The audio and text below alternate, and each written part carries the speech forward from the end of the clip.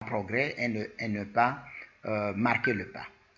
Donc cela pose la sérieuse question de l'instruction, de la formation et de l'éducation des non-citoyens, qui doit être une préoccupation de tous ceux qui voudraient avoir des travaux en groupe productifs et compétitifs.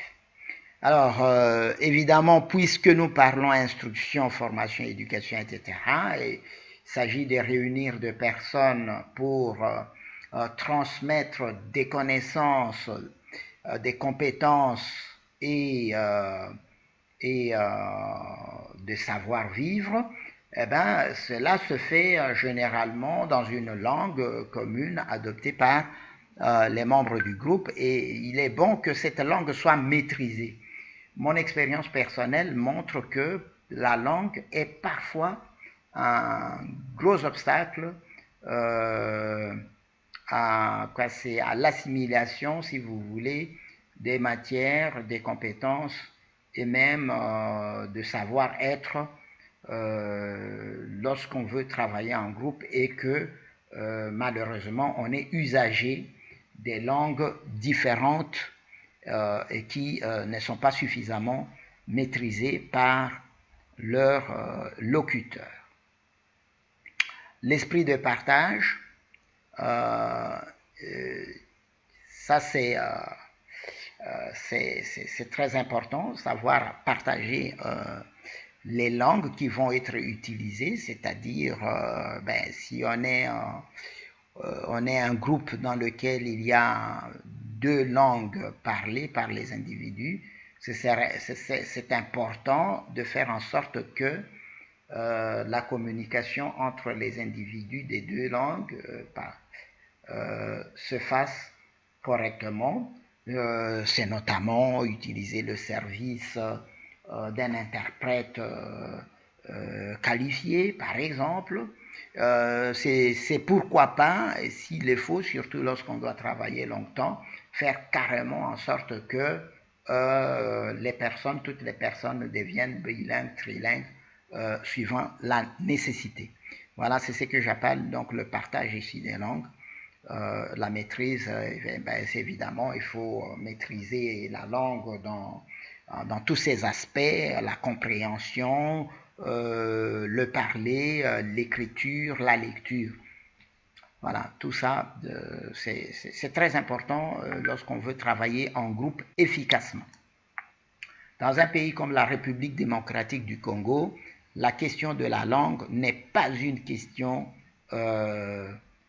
négligeable. Pourquoi?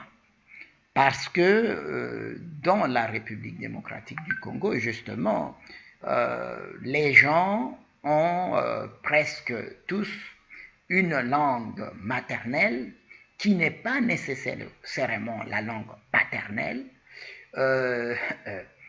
qui n'est pas nécessairement, les deux n'étant pas nécessairement la langue vernaculaire qu'utilisent les personnes, donc au jour le jour. Il faut mettre encore les langues nationales que nous devons connaître pour communiquer avec les gens qui viennent des contrées lointaines, d'autres provinces, d'autres territoires où l'on ne parle pas nécessairement la même langue que chez soi.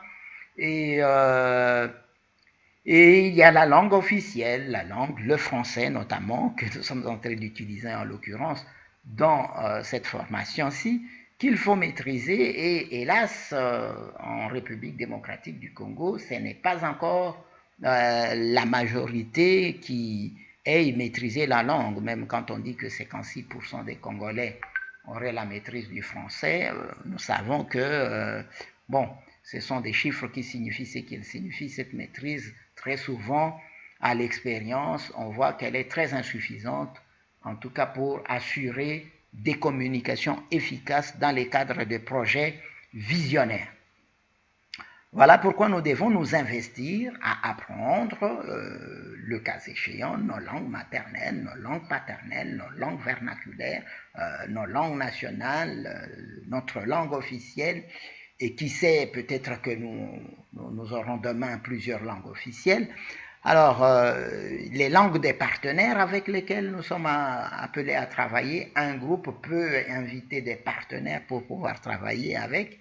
Dans ce cas-là, si les partenaires ne parlent pas la même langue que soi et que ces partenaires sont incontournables parce qu'ils sont les détenteurs de la technologie que l'on convoite, eh bien, on est obligé d'apprendre la langue des partenaires et il faut bien le faire pour s'assurer de faciliter la transmission du savoir-faire et du savoir-être. Donc, vous voyez que là, nous sommes partis pour un apprentissage de 6 langues au moins. Bon, nous exagérons évidemment dans le travail de tous les jours. On n'a pas toujours besoin de ces 6 langues, mais nous ne sommes pas quand même loin de dire, d'affirmer de la vérité lorsque nous affirmons qu'un Congolais finalement devrait connaître au moins 6 langues, pour se débrouiller. Ben, c'est une partie de notre malheur.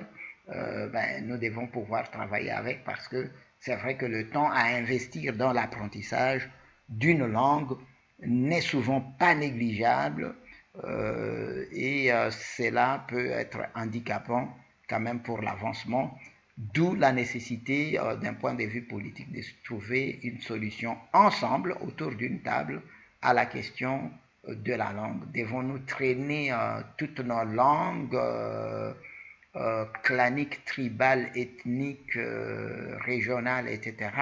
Ou devons-nous nous décider de rapidement nous concentrer plutôt sur nos langues, la langue officielle et nos langues dites nationales.